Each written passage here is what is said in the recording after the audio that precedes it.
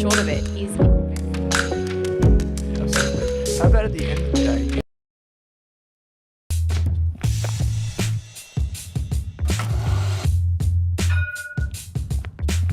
Hi, I'm Owen from Rask Australia. Thanks for tuning in to the Rask Network. Before we get into today's show, there are a few things we have to go over. Firstly, what you're about to hear and see is limited to general information only. It's not personal financial advice like you'd get from a financial planner. Also, it's important to remember that past performance is not indicative of future performance. That means that anything that's happened in the past, or we say today, is not necessarily going to reflect what happens in the future. Lastly, please consider that any of the guests or myself are featuring on this program may have a financial interest in some of the products or shares mentioned. That's enough from me. I hope you enjoyed today's program. Hello and welcome to this very special Rask Live. If you can hear me loud and clear, please let me know in the chat. It'll be great to hear from you. And apologies that we're running a little bit late here today, as per usual. Fashionably late, not really, because you can see my sense of style. It's not really fashionable. Good afternoon, JJ. Welcome to this Rask Live. So if you are joining us live, fantastic. You'll be able to ask plenty of questions to today's special guest, who is Chris Bates. Chris is, as many of you may know, he was recently voted the #1 mortgage broker in Australia. So it's a really special treat for us to have him on the show. He's also a co-host of the Australian Property Podcast with myself, Pete, and Amy. But he also hosts the Elephant in the Room podcast. So we will be chatting to about all things property, banking, credit, these types of things, which are so important in this day and age. So thank you for joining us at a midday session. Normally we're recording it the evening, but sometimes we do have to record during the day just to get the guests and also to make it palatable to people in different parts of the world. So thank you, Hassan, Marco, everyone that said that they can hear me. Wonderful. I will just share my screen really quickly with you. For anyone that is watching on replay, thank you for tuning in a bit later after the fact. This is always available no matter where you watch. So if you're watching on Self Wealth, as I can see, Rob is. If you're watching on the Australian Shareholders Association or on Rask, it is available on YouTube channels to be playing back at any one time. Some of you may have heard this news that Rask Invest, our service, is now launching in the next few weeks. If you haven't already, check that out. There will be links available in coming weeks. You can also find that on rask.com.au. I'm super pumped about this new investing service that we're bringing to the market. So that'll be available in the next few weeks.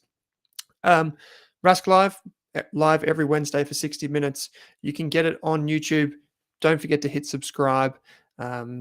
Wherever you get your YouTube feed, I guess is the correct phrase, you can hit subscribe and you'll get notified. Like, for example, today when I went live, I got a notification on my phone to say that Rask Australia, Self Wealth, and ASA is now live. So I probably didn't need all three, but I got them anyway.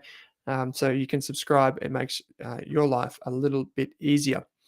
So this is my joke for the week. Let me know how I did out of 10. Did you hear the rumor about butter? Well, I'm not going to spread it. Now, I'm sure the man that I'm about to welcome to the show can probably have a say on whether or not that was a good joke. He's probably more versed in dad jokes than I am, put it that way. But we'll hear from Chris in just a moment. That's the joke for this week. I hope you enjoyed it. Today, we're talking about property. In a couple of weeks, we will be having Drew on the show to talk about retirement and going over some questions with him. Then we'll be discussing something else that I've been working on for a little while and answer your questions. It's all investing related. We'll likely have beta shares on the program in coming weeks, as well as a few others. Basically, everyone on this list has said yes. It's just a matter of teeing them up and fitting them into the upcoming calendar before Christmas. So here's a bit about Chris. Chris is the founder of Blusk. He started as a financial advisor back in 2007 and sold his advice business in 2020. Over the past 9 years, Chris has grown into one of Australia's top mortgage brokers and is passionate about taking the product providing industry to a trusted advice-based profession. He is known for regularly airing his views on sound property investing on both LinkedIn. He's got a huge following, probably the biggest following I've ever seen, and popular property industry podcasts, The Elephant in the Room and the Australian Property Podcast. So without further ado, I'm going to bring Chris into the chat. Chris, welcome to Rask Live, mate. Owen, good to see you. Can't see myself, but I'm on the wrong link. There you go. I was actually watching it on YouTube, so I was getting the guest experience. But good to see you always, and I'm looking forward to this. Yeah, mate, absolutely. It's always good to chat.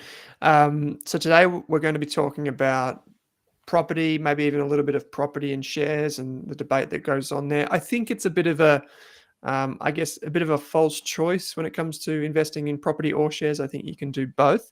But maybe just quickly, can you just tell us a little bit about Blusk? Like, people know that you're my mortgage broker. Before it was called Blusk, you're my mortgage broker, and I was very lucky to find you. But tell us a little bit about the business, mate. Yeah, and I mean, just to hear on what you said about shares versus property, that's absolutely the case, right? It's not one versus the other. It's actually, they're just two different options, and commercial properties there, and all different types of share investings, there, and bonds, etc. That's lots of different asset classes. The only property or the only share crew, I think they're missing the point. They're just different vehicles and different benefits and pros and cons, I guess. So a bit about Blusk. I mean, it was a financial advisor. It was an advice business predominantly with mortgage broking, but we fell in love with helping younger people in particular, the 30, 40-year-olds. And their biggest challenge was property, right? So, everything from buying their first home to upgrading, renovating.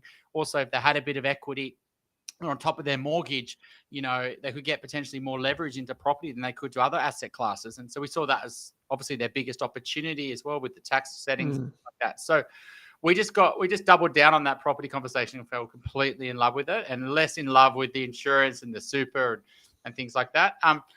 Most brokers sort of have come from a broking background. We came from a financial advice background. So we sort of really try to guide our clients in not just, getting the right mortgage and setting it up the right way structurally for future tax or for cash flow or buffers, but also they're using it the right way. Are they getting good assets that actually set them up? I think that's where the broking industry needs to transition into is more a case of actual, if I'm going to be a facilitator of this and help people get access to money, are they actually making wise decisions? And when you've seen thousands of people literally over, we've been focused 100% on younger people since 2012, pretty much. You can see what works and what doesn't work. And so we don't buy the property ourselves. That's a whole other skill set that you need, but we've gone and built networks with buyers agents all over the country. So not one group, they're all individual small businesses that are local market specialists in all different pockets around the country. And have usually been doing it 5-10 years and have got a little team themselves. That's what we do. We take a real strategic approach, help people think through their longer term plan with property, because property is such a lumpy asset, like it's high transaction costs. You're in it. You don't usually just flip it after a year or two like you can with shares. You sort of make that decision and then you figure out 5, 10, 15, 20 years later whether that was a good decision. And most people don't even compare it to what would have been a better decision anyway, the opportunity cost. But you don't really, it's kind of like you make this decision and then you get whatever rewards are in the future. And so we really try to slow people down to make sure they make just a fewer number of quality decisions. Yeah, I like it. And it shows in the advice background that you have how people react differently when they've got a professional service. And it's not just you give a phone call and they're like, what's your income? Are you in a relationship? Do you have any debts? And then it's either hang up the phone then because they've made a judgment call of whether it's worth it or not for them. But you actually take people through the full process and educate them on the way through.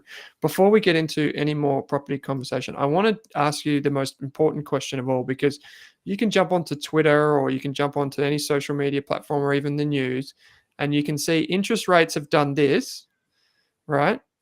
But then property prices have done this. So prices have gone up, Chris, over the last year. This is CoreLogic data as of November 1st. And this is the RBA interest rate setting. So you can see interest rates gone up, property also gone up, which for basically all the commentators in the AFR and all those forecasters that people tend to trust, everyone's basically got it wrong. So I'm curious as first of all, like, how does that happen? Look, I've got it wrong too, right? Like, no one would have thought the rates going up 4%, right? A lot of the expectations on house price falls were if rates went up 1 or 2%, right? Not if they went up 4% or even maybe 4.5% if they go up a couple more times, right? And borrowing capacity falling arguably 40%, but depending on how much income increases you've had, it might have fallen maybe 30 or 25%, depending on what wage increases you've had over that time. But So borrowing capacity has fallen, let's call it 30%. Interest rates going up 4%, but prices did go down. They definitely did fall quite heavily in the end of 2022, but then, they're almost recouping a lot of those gains, particularly in Sydney and, and Perth, at all-time highs and things like that. So other markets and regions are nowhere near that same sort of situation. But yeah, you wouldn't expect that. And there's lots of factors that go into that, yes, interest rates are one factor that drives demand. Yes, borrowing capacities drives demand. But then you've also got supply. You've got, the rental crisis. You've got the difficulty in the building sector. How hard it is to build at the moment. And you've just got pent-up demand. You've got this real desire for people to want security. Like even our tenancy laws, you can only get a 12-month lease. You can't get... So the home ownership dream's still there, but the home ownership rate doesn't match where the dream is. I saw a report come out this week from, I think it's McKinnon. What did it say here? I was just literally reading it before. 72% believe that they can own, but 88, 93% of millennials and Gen Z want to own, right? And that's not including the people who actually do own. So there's a real pent-up demand in the system, particularly when people get to the couple family stage. The desire for security and stability really increases, and they do what they can to get into the market. I think there's that in the market there. I can see the Deepak has sent through a question. So anyone that has a question, please paste them in the chat now. We'll get to them in just a moment. So thank you, Deepak. There were a couple other questions I wanted to throw to you first. You mentioned that interest rates going up, and potentially some calls are saying maybe even higher right now. Can you maybe just give us you've got a team that does this around you, but yeah, can you maybe just give us a sense of where you're getting interest rates on mortgages now and where you think they could go in time? Yes, this is an interesting one, right? So there's a proper bank war, right? Credit growth is a little bit slower. Banks' profits come from credit growth and margin on loans, right? And there's just broker market share has been going up dramatically, right? Like we did a Rask video a couple of years ago, Owen and I, on that video, I said 60% market share to brokers. It's 70% now, right? And it was 2%, right? So the broker market share just keeps continuing. As that continues, that creates more competition in the mortgage market, right? And so a good mortgage rate now, you can probably get around circa 5.7 to 5.8, depending on your LVR, depending on the size of your loan and things like that. But we've had things under 5.7, even recently. In saying that, though, 6 months ago, like May time, circa, rates were even better than that. The bank discounting was huge. It's actually come off a bit. That's hence why CBA actually had, negative loan book growth over the last quarter. Not sure everyone's really upset about that, but that's because they've come back on their pricing. They're nowhere near as competitive as some other banks like Macquarie and ANZ and things like that. But circa 5.7, which you take off the RBA rate 4.1, that's a margin of 1.6. We used to say a 2% rate above the RBA rate was a good rate. And so that shows just how much competition there is in the market and how much banks are fighting for it. So 2%, previously you'd say, 2% above whatever the RBA rate is right now, which anyone can check on the RBA's website.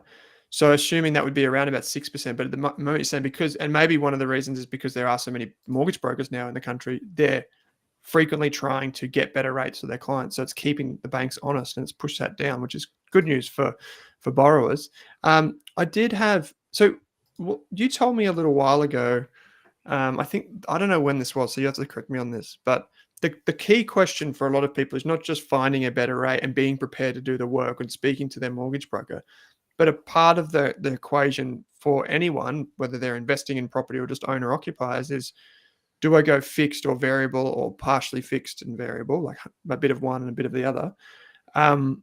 Where do you see that now? Is it too late to fix? Is it too early? How are you seeing that? Look, it's always a constant evolving. You should generally, put yourself in the variable camp. I think you'll win over the longer term if you play that, particularly if you constantly refinance. And, used to when I started broking, it was maybe refinance every 2 or 3 years and pick up an extra 10 or 20 basis points. Just in terms of the way that banks have been doing their pricing, particularly in the last 5 years, has been a huge loyalty tax. When I started in the industry, a good discount was about 1.2% off the standard variable rate. Now it's over 3%, right? So What that basically means is the bank have been increasing their standard variable rate and then increasing the discount for new customers and basically trying to take advantage of their existing customers who don't renegotiate. And so if you keep playing that game and you constantly are fighting for a better variable rate, I think you'd win over the fixed longer term. However, at certain times, the fixed is just such a good bet. Hence why in 2020, 2021, 80, 90% of loans were fixing. Very few loans are fixing now. I think, the expectation where you have to lock in the expectation of rate cuts over the next few years, you'd have to really be scared of your cash flow. I can't sustain any more rate increases. So this just really gets us through. But, even like 6 months ago, there was a good bet on a 1 year fixed rate. Which I actually took up, right? So, a good 1 year fixed rate at 5.75 I got was a good bet because where the variable rate was, and it's turned out okay because there's been a few more rate increases. So sometimes but only short-term fixed rate, I think at the moment, is a good bet versus the longer ones because we just don't know, if rate cuts do happen, how severe they will be, and you don't want to get caught on a high rate and not being able to refinance and a huge break fee. So I said Cooper's just put a question in as well. We'll get to your questions in just a moment, guys. Okay, so only short-term fixed rate if people are going to do it, because it is like we talk a lot about on the show. We talk a lot about like the benefits of making good investments, dollar cost averaging, and these types of things. I remember chatting with an analyst friend of mine recently. He locked in a 5-year fixed rate in the end of 2020 or beginning of 2021. And it was something shockingly low. Like I think it was like 2.5% or maybe even less. I don't even know exactly. Low, yeah. And I remember he said to me, he goes, that's probably the best investment I've ever made, is just parking my money like against the mortgage and having the lowest possible rate fixed for 5 years. So that would be still, a couple of years to run on that decision for him. So he is not impacted in any way by the interest rate increases, which is just a wonderful decision. And so more people should be paying attention to where interest rates are going. Speaking of, do you think then, like obviously a lot of your clients are just kind of rolling with the variable rates at the moment. Do you think that there's a lot of scope for interest rates to keep going higher? Well, I think, the expectation of the market's a 50-50 on what will happen next week, right? And then maybe there could be even another one after that. I think ultimately there's enough momentum in the market, right? And the extra 2 increases in interest rates, rates are already at 5.7%. So if they go to sort of 6 or 6.2%, right, is the buyer going to say, I'm not going to buy anymore? I mean, they might have 5% less borrowing capacity, but a lot of what's driving the market right now is lower LVR loans and also the higher income borrower. Because they're the ones who can only really get enough money to enter the market, right? And so there's this huge intergenerational wealth happening beyond what I've thought was possible, to be honest. We're getting clients that, hey, you can borrow $1 million, but you want to buy it too. You need $1 million, and all of a sudden they come back with it. And, I think it's the grandparents giving it to the kid. The kids are now having grandkids. They don't want them to move away. There's a rental crisis. They're asking their parents for help. The parents having issues with their super fund and tax. And, I just think there's a lot of money coming down. And, Jarden's research backs that up, and the higher income borrowers in the market. So I don't think they're going to change their plan. There's still going to be a rental crisis. Yeah, they've got to pay a little bit more for their mortgage. Maybe they'll just ask for a little bit more help. And I just think there is a lot of momentum in the market. I mean, I think price growth is starting to subdue. CoreLogic released their monthly data today, and you can see that, the rate of growth is slowing. But, the market's not, I think people under higher rates market, people are more picky, right? So they say, well, I will stretch for that property because I'm going to live there for 15, 20 years. But do I really want to stretch into that property on a busy road, south facing? It's noisy. It's got privacy problems. It's got a weird block. It's, maybe not in the nicest part of the suburb. It's not great near public transport. So the more compromised properties are still sitting on the market. You're still not getting, because clearance rates aren't 90%, there's still people that are being picky. But if a property does tick a lot of boxes, A, they're more likely to sell, and B, they're less likely to come onto the market right now because the people in them are saying, why would I sell right now? Because A, I don't want to upgrade. It's going to be I've got to pay 6% interest rates on the next. And that jump is quite big right now because the bigger, better, when you want to upgrade, you want to get into a bigger, better property. They're usually the ones that have actually gone up the most over the last few years, particularly, with the work from home movement and things like that. That desire for space is even greater. So the jump's bigger, and it's also a bigger jump to make under higher interest rates. And people can't get the money. They haven't got the borrowing capacity. And plus they don't want to do that because interest rates are high. So there's a real tightening, in particular, it's all time since 2010, it's all-time low in the housing market. Unit market's completely different story. That's driven a lot by the investor market, and the investors absolutely are selling if they're feeling any financial stress because they're not living in the property. And so unit supply is really high, but housing supply is really low, and particularly in the better parts of suburbs and the better properties because they're basically stuck. They'd love to upgrade, but they can't and they don't want to because rates are high. Yeah, fair enough. I see Rob's just put some stuff in the chat for the self-wealth community. There's a link there to find out more about Chris and what he does. A lot of people know this already, but as I say, Chris is my mortgage broker, and we've formed a partnership with Blask a few months ago now, maybe at the beginning of this year. And so just so for full disclosure, Chris and I have been working together for quite a while on helping people get into property. There's also a free course on the Rask website, which Chris and Amy Lenardi created. So one of the first questions that came through from Deepak was that how can I approach engaging with property professionals if I'm not financially fluent and don't understand how property works, and I'm getting FOMO seeing all the housing boom in Australia? Like, who can they approach? How can they go about it? What's the first step, mate? It's actually a really dangerous. It's a good question because it actually highlights the dangers on the property market and who you speak to, right? The property market's completely unregulated. It's unregulated for a reason. There's so much money the government makes in new housing, stamp duty, developments, and it's our biggest asset class. They don't really want to regulate. They want to basically just see price growth, right? So you'll be really careful because there is a lot of spruikers in the property market, particularly selling new property. I would say that's really one of the key dangers. But I think there's also this explosion in investor buyers agents, right? Data driven. We can pick, these amazing investment locations that are high yielding and great growth. Like a lot of those things don't make sense when you start cutting down the fundamentals behind them. So they might not be buying new, but that doesn't mean that they're buying great established properties as well. They're potentially just doing it on some things that look great on the data, but not backed up by fundamentals, I believe. So you've got to be really careful who you talk to. Ultimately, it's around thinking through your life. Everyone's got different lives, and I'd rather wait 6 months and get educated than enter. We literally just did I got a call feedback, a client who really rushed to purchase and, regretted it. They didn't actually speak to us. They came to it after they purchased, and they've now realized, 12 months on that they did buy a dud.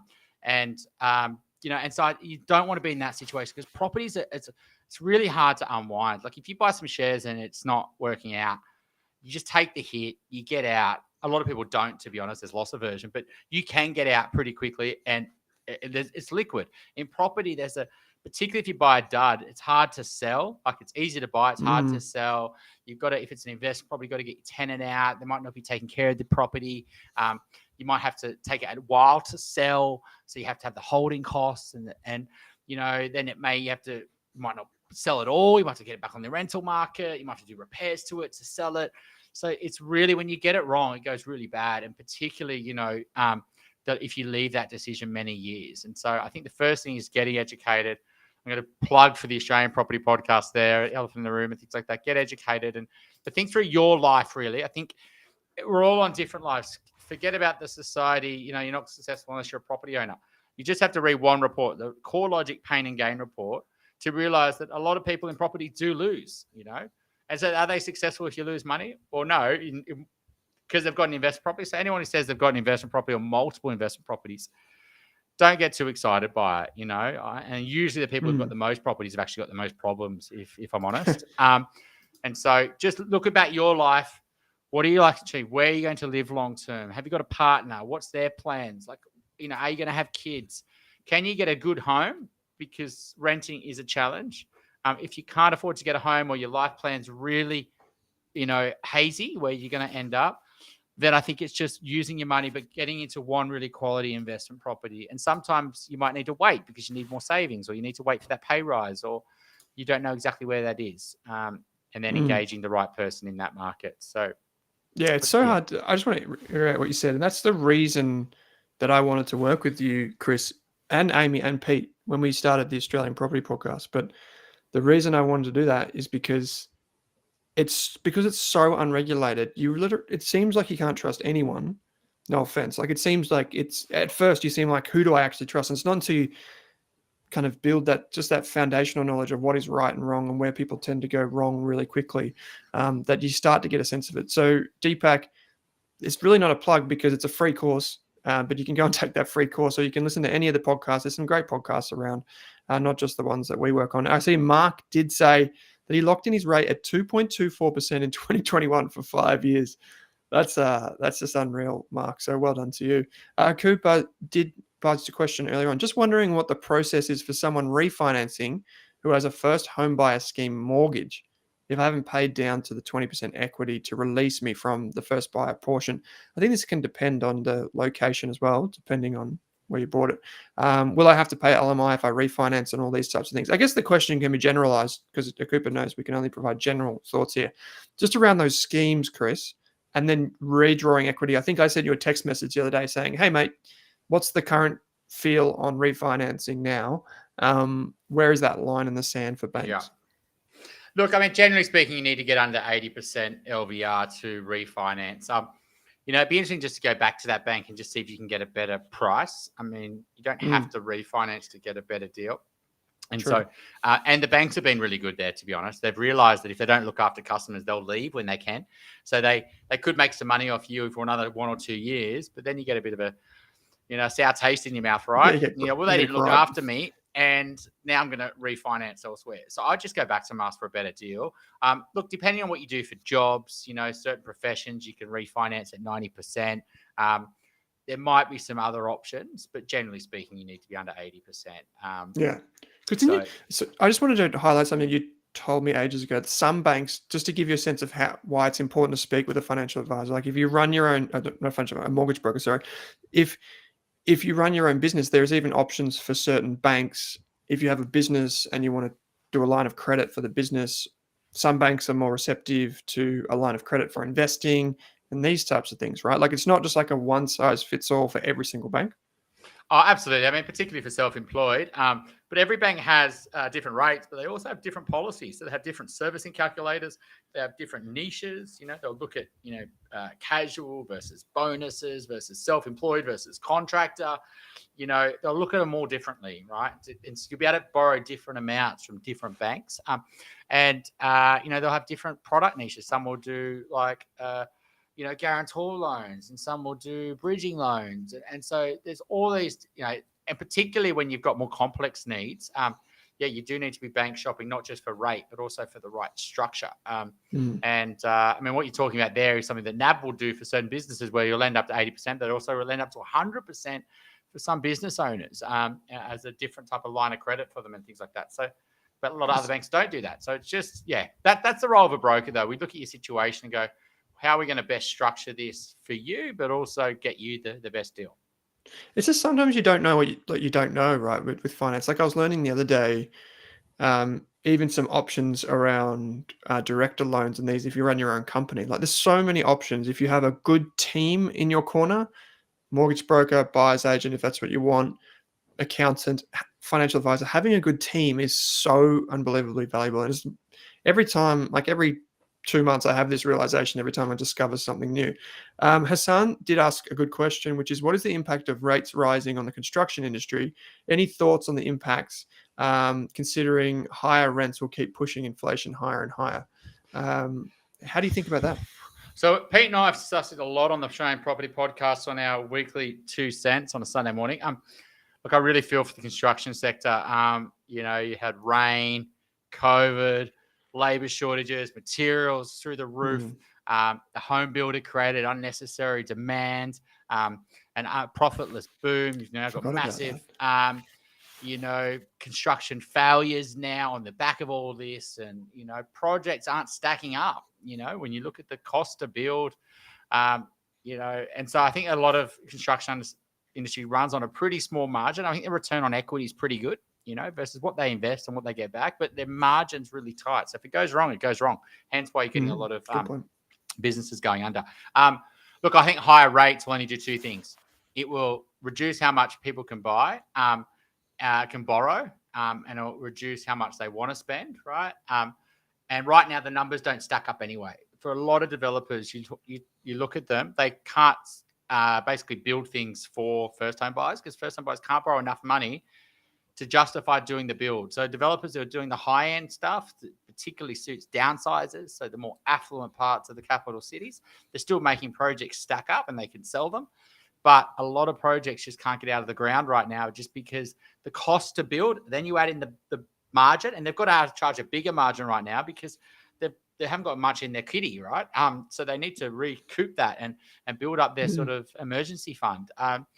And I just don't think they're willing to make that risk. And a lot of developers, if you look at in the media, they're just getting out of resi because of that, because they've been burnt. And so I just think it's tough times ahead, let alone with the material issue. You think about materials, it's not just the resi sector that uses them, schools, freeways, the Olympics, like big transport infrastructure. Like there's so many other things that are going on that are taking labor and materials that are affecting, and then you've got a rental crisis.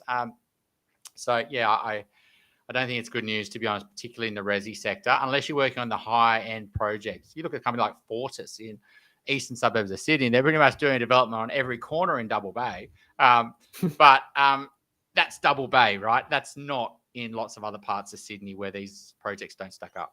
Yeah, it's such a good point. I think I remember looking at this through Self-Wealth a little while ago. And Rob, by the way, I did put a link. If you haven't joined Self-Wealth, you can using the link he's put in the chat for 10 free trades. But I showed on that, you made such a good point there where you talk about the return on equity. If you look at the return on equity of these building companies like Lendlease or Metricon or whoever, their return on equity can look quite good because that just compares their profit to their shareholder equity. But oftentimes they don't have that much equity because they're using so much in loans and liabilities to fund the projects. So their return on equity looks great, but their profit margins are tiny. So then as soon as something goes wrong, they just belly up almost instantly. Chris asked a question on commercial property. Lots of my friends are buying offices and warehouses, and they tell me it's easier to get finance and easier to manage. Thoughts on this, Chris? Generally, just as like maybe not as a strategy, or even if as a strategy, but just lending against commercial property. Like, how does that world compare? It can be a little bit like, so you can potentially get higher yields, right, which can help with lending, and but there can be issues with LVR. Like banks won't want to lend at certain. It depends what you're buying in commercial. Like commercial is one of those things where the banks do look at it very differently, like the LVR they'll lend up to. And particularly a lot of the stuff I think that people are buying in the commercial space is the lower end stuff. Like it's not the greatest, it's not the shopping center, right? Like, yeah. And you talk to some really, well-known commercial people, right?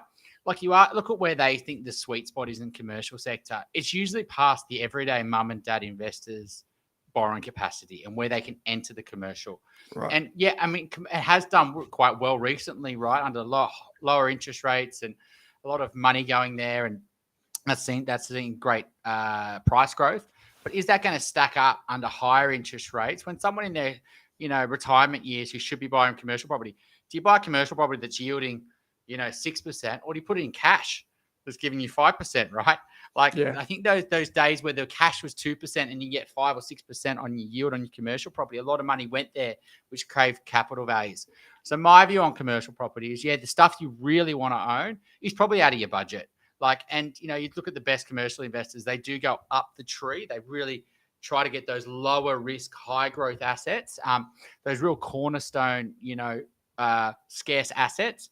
I just don't think that's what most people are buying in the commercial sector. So that would be my view.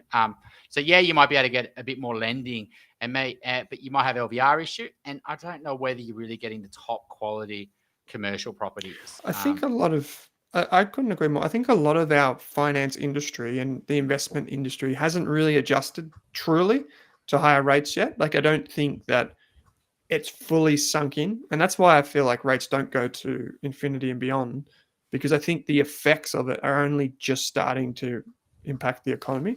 And if you think, like you summed it up so well there, like if you have a risky asset yielding 6% or a risk-free asset yielding 5%, like what you're debating over is 1%. And it's not necessarily just the individual buy, it's the market that moves, right?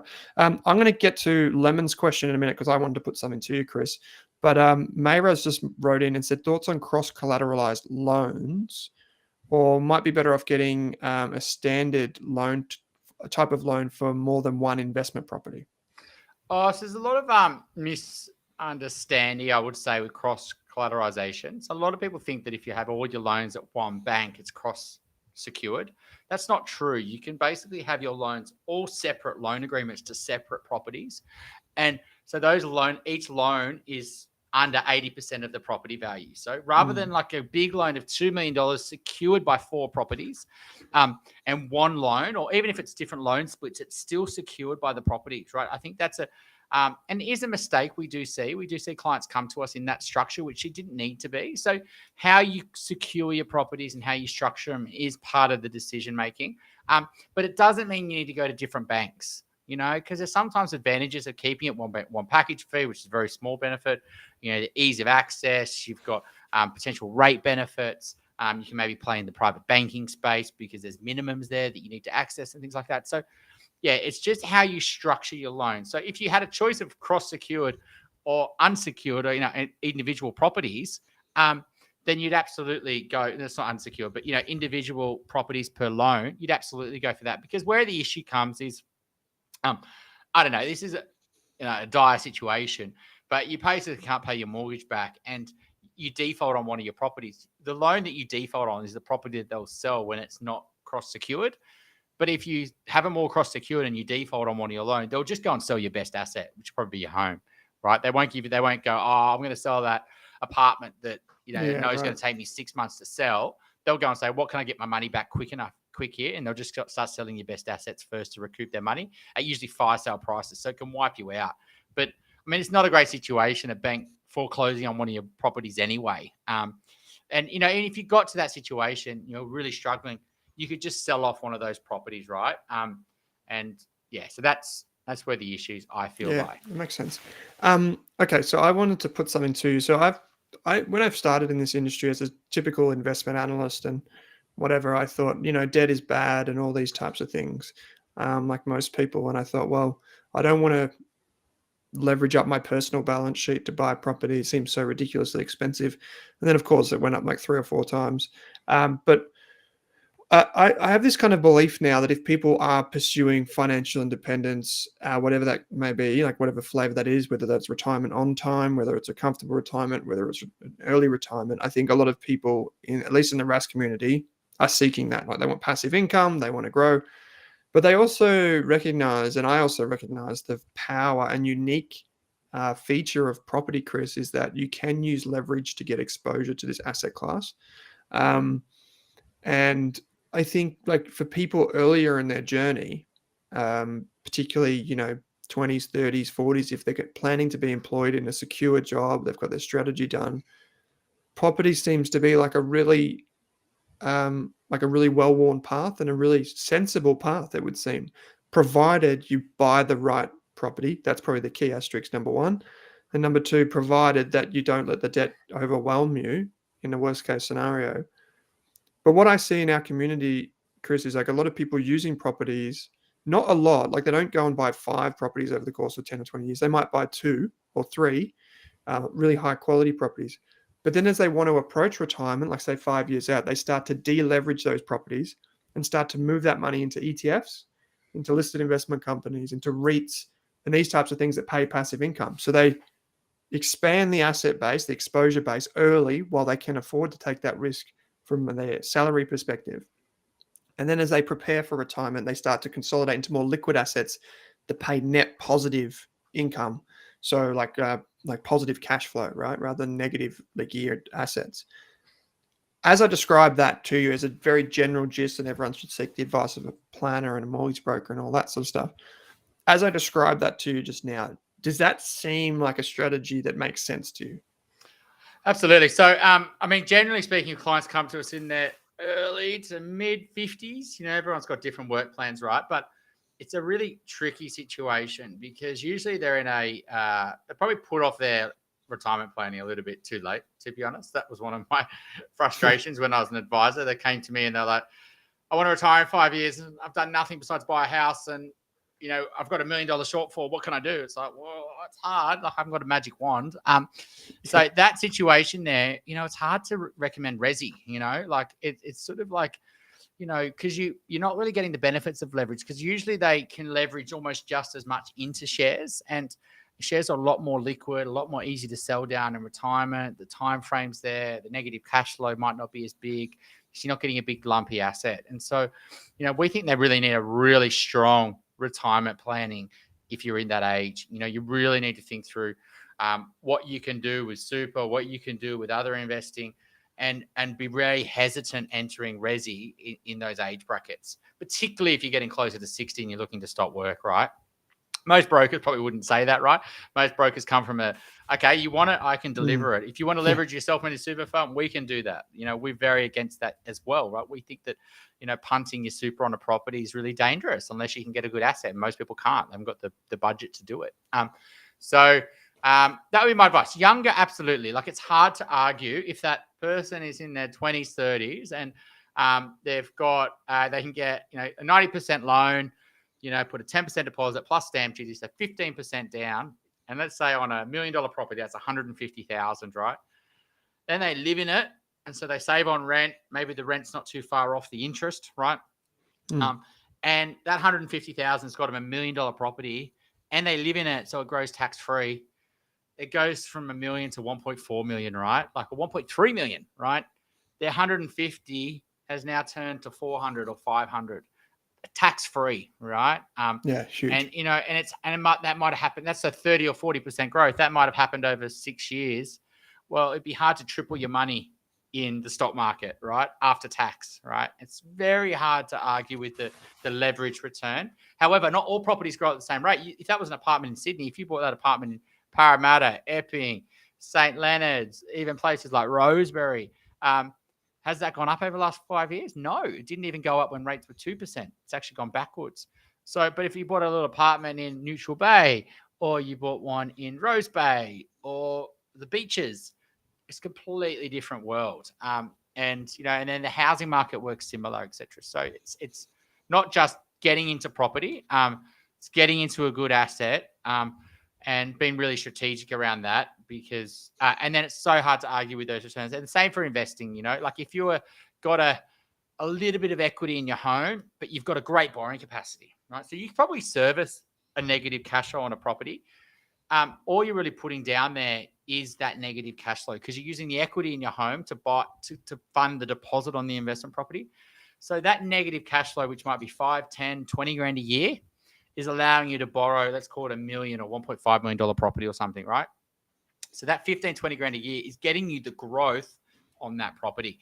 And, if that property, that leverage return, so 15, 20 grand a year, is if that's nowhere near as much as what that property is growing, let's say it's growing at 4 or 5%, well, that's 4 or 5 times on your money, right? And that compounds over time. That gap, that servicing amount reduces per time. So that's where resi really works, when you've got enough borrowing capacity, enough leverage to get into good assets, and you can afford to hold them, and you've really thought through your cash flow, your buffers, because you can easily over leverage, right? Well, you haven't got enough buffer, and something happens, and then you have to sell assets, and then you basically stamp duty, selling costs, market timing, market risks, all these things really explode. Same in shares, right? Like you've got to go in there with a long-term view. I've got 2 more questions on the back of this. One is, so say like you can't, so obviously the first step for a lot of people is the hardest if they haven't invested in property before, they haven't bought a property. What's your view on people when they buy in a different area to where they live? I don't know. I can't remember what it's called. Not maybe like red vesting, I guess. Like a lot of people come up with these wonderful ideas, and I just hear alarm bells. They're like, I'll buy in this other state, and I've heard from a mate that this is that and this is good. And you think that's just a lot of, have you sat down and carefully thought about that? But like, if you do that prudently, like you research the area, you've got a good wage, and you're thoughtful about speaking to the right people. What is your view generally on like buying a lesser, like less expensive property and owning that while renting somewhere else? Yeah. So when I started in broking 2013, 14, like I was like blown away when I started working with borrowing capacity calculators at the banks. I was like, surely they wouldn't lend you that. Like, And surely I can't do that. There's all these holes in the borrowing capacities, and different banks would lend you dramatically different amounts and there was all these like if you fix your loan, you'd be able to borrow more. Like there's all these holes in it. And APRA came in 2014, 15, 16, 17, started tidying up all these bank borrowing capacities because you could borrow 10, 12 times your income back then. And in particular, you could borrow a lot more for investment than you could for your home. And so as a investor, you would say, well, it doesn't make sense to me putting money into home because my leverage, my market exposure is way less. Particularly rates were higher then. Interest only was easy to get. You get 15-year interest only. And so it made sense in that world to actually leverage up into investment properties and rent where you want to live. Rents were much cheaper. Rents, vacancy rates were much higher, much easier. And with rates being higher, homes were more expensive, right? So that was a perfect time to be rent vesting. But, things sort of changed. Now you can borrow pretty much the same whether you're buying a home or an investment property. Your rents have gone up. Vacancy rates are really low. Your borrowing capacities are much tighter. I mean, it's probably 4.5 times your income now versus 10, 12 times. And Wow. you can see and rent vesting comes a problem as soon as you get to the family stage. I'm happy to rent when I'm a single. I'm happy to rent as a couple. If we get kicked out, it doesn't matter. I have to move and ask some mates to help me, but it's no big deal. As soon as kids come along, that it just naturally, you want stability, security. You don't want to be moving the kids around every year. You've got primary schools and school zones to worry about, and getting into childcare is a nightmare. And so the home security goes up dramatically. And so I'd say that's where rent vesting comes unstuck. People have bought all these investments and haven't thought through their home ownership journey. Then they decide they want a home. Then they've got to sell all these investments. They may or may have not done very well once they've got to pay stamp duty, selling costs, capital gains tax. And then usually where they want to live, and say it's a capital city, that market's moved, right? So they have, 2015, 18, they started this rent vesting strategy. Well, house prices in Sydney have gone up as well. So whatever they made on the right hand, they end up having to pay on their left hand anyway. That's potentially better to invest if you're buying well than leaving the money in the bank. But when you're comparing whether just buying your future home or something that you can live in versus this rent vesting strategy, it often doesn't stack up. In saying that, though, we also there's something called the 6-year rule. So let's say we often, talk to clients about this. So they, young couple, haven't got kids yet, don't want to move out of the city, but they want to longer term. Maybe they've grown up in the Central Coast or Wollongong or or in the outskirts of Sydney. They're happy to move there when they have kids, but they don't want to move there now. They buy there, they live there for a year, they move back to the city, and then they have that asset growing for them tax-free, something called the 6-year rule. So that's a good way of doing rent vesting, because what you do is you lock in your future home. You get the tax advantages of rent, in terms of negative gearing, but you also get the tax advantage of your house growing tax-free, and then you get the lifestyle benefit of still being able to live around the city with your mates, and while you haven't got that need to live in that location. So there's a 6-year rule. People can speak to you or look that up. Yeah. My other question, just in the interest of time, is, and I know Andrew. Andrew Page is the founder of Strawman, and he's I don't know, inadvertently, but we've had him on the previous version of we had him Self-Wealth Live not too long ago. He's a phenomenal investor.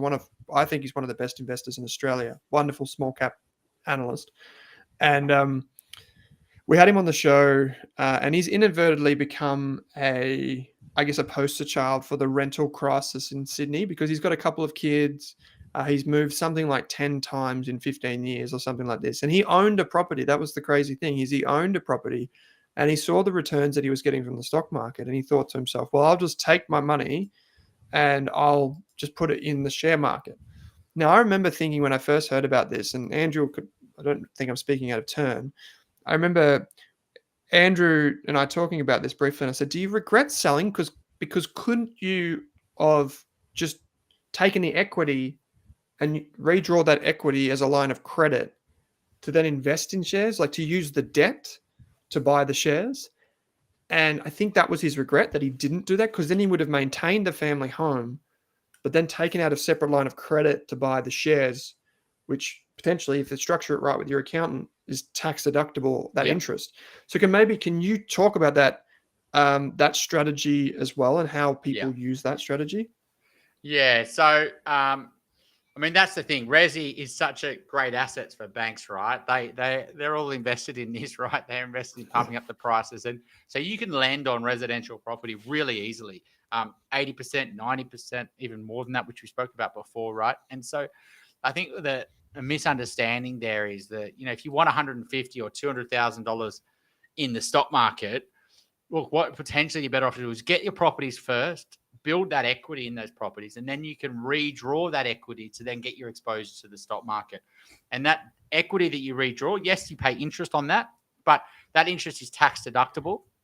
So that cost of interest is already at residential rates, which might be 6% now. But after tax, 40, 50% tax rate, what you're on, it's really only costing you 3%, right? Or 4%. And then as long as your return on that is greater than 4% a year, then you're making money.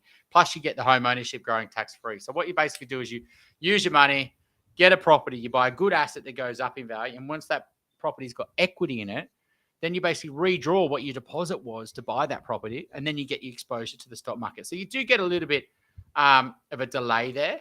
But if that property continues to go up, then you can get actually more exposure to the stock market because you can keep redrawing the equity in the property. Whereas if you bought some shares, you're only going to get more exposure if you keep saving. And so you haven't got and you can do margin loans with shares, absolutely. And you've got the equity builder at NAB and all that sort of stuff. So it's not to say you can't leverage shares, but you've got issues with margin calls. They're much more expensive. They're very risky. Yeah. Yeah. And the cost is higher.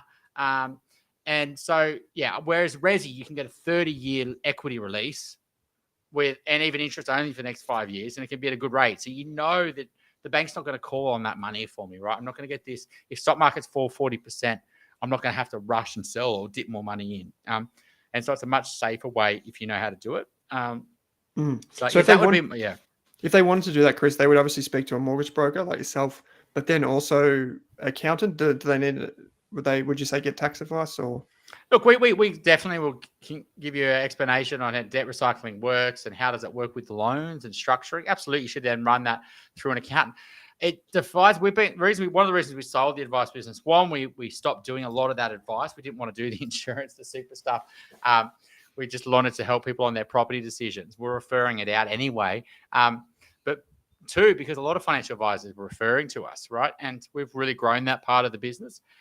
It does defy belief, though. A lot of advisors don't get this weight because they don't understand loans and structuring and what options are within the bank. And so we see clients with home debt, significant home debt, and significant share portfolios that have no debt attached to them. And that's just a really big no-no. There's a huge advantage of paying off the home and then redrawing to buy that share portfolio. It's just something called huge debt tax recycling. Yeah. And we see it all the time. So if you're in that position with home debt, particularly under 6%, after tax, and you've got this big share portfolio, you have to be very concerned around capital gains tax but often they're not as big as people because they've got a few duds in there as well. They can potentially just recycle and get back into their market exposure.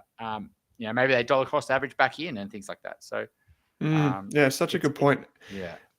There is a link just below the video to learn more about Chris and the team at Blusk, or you can listen to the Australian Property Podcast. So if you do want to work with Chris and the team, you can obviously see these are wealth of knowledge. I actually lucked out with Chris and Ben from Blusk because I knew them before Chris was voted number one as my claim to fame. So just really lucked out with working with you guys. And I can see there were some questions that have come through, like from Colin. And I would just say that go and speak to the guys, like just go and chat to them, give them a call. Whoever your mortgage broker is, your accountant, etc. There are certainly options for everyone basically across the spectrum. So reach out to them, give them a call, just have a chat with a trusted mortgage broker. But mate, we've probably run out of time for today.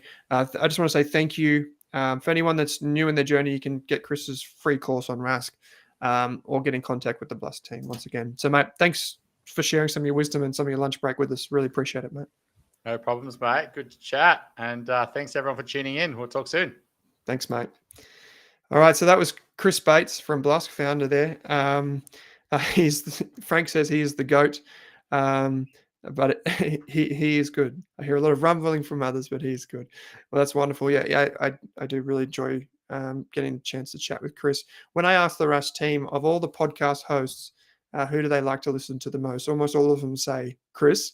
None of them say me, by the way, which which is always funny.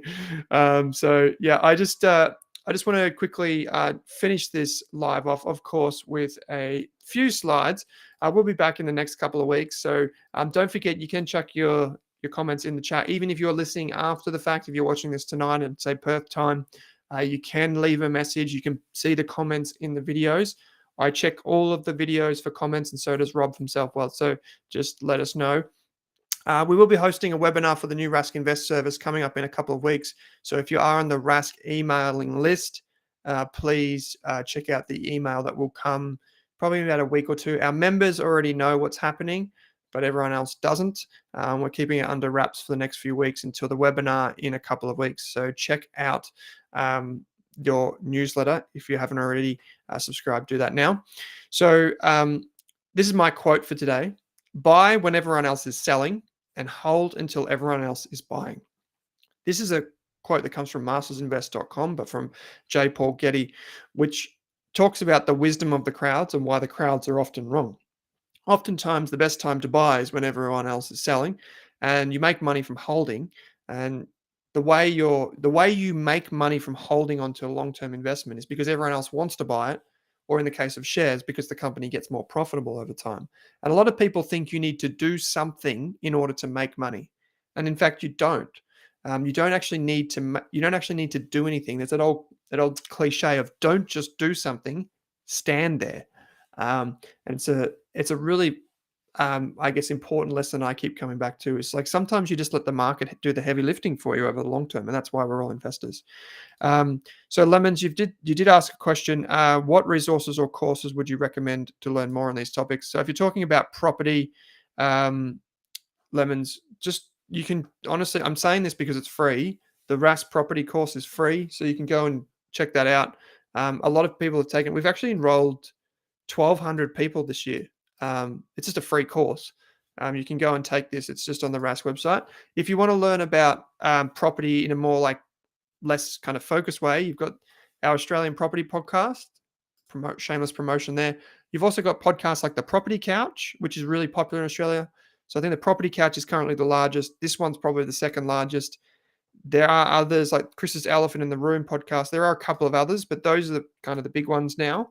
So go and check out those. It's so important to learn about property. I'm glad we could finally do a session. Frank, you've said, I listened to his discussion with Thornhill, and his grace in discussion is amazing. We'll contact him. Well, thanks, Frank. Yeah, Chris is a gem, a national treasure. So, and Thornhill is too. I'd love to have Thornhill on the show. We've actually got him on our list of people to contact in 2024. So cool. All right, guys. Well, we'll be back next week. We've got Drew coming up in a couple of weeks. Hopefully, we'll get Sam Huppert from Promedicus on the show either late this year or early next year. Don't forget, you can join Self-Wealth using the link in the show notes. You can use the link in particular on the Self-Wealth YouTube channel, and you get 10 free trades when you sign up. You can contact me on the Rask website, rask.com.au, and feel free to have a chat. And don't forget, as Shad's just said, a great interview with Kate Campbell on her new book, Buying Happiness. Check that out.